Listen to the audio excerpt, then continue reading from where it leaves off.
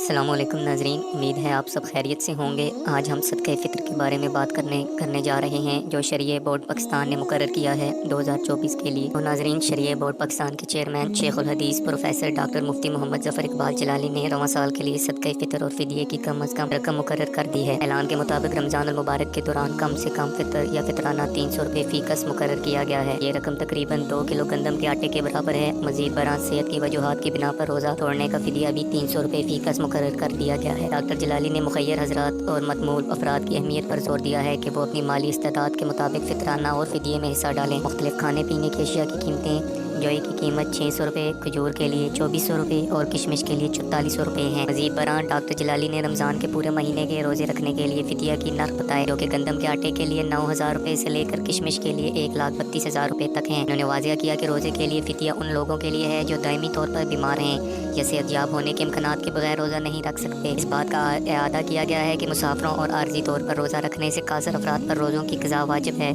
क्योंकि फिदिया रोज़ा छोड़ने का मुतबादिल नहीं हो सकता। ज़कात के हवाले से साल 2024 के लिए तख़फ़ीफ़, ग़ुरबत और समाजी तहफ़्फ़ुज़ की वज़ारत ने कम अज़ कम 1,35,179 रुपये मुकर्रर की थी। 1,35,179 रुपये या इससे ज़्यादा नतीजन मेयार पर पूरा उतरने वाले सार्फिन अपने अकाउंट के कुल बैलेंस पर 2.5% ज़कात अदा करने के ज़िम्मेदार होंगे।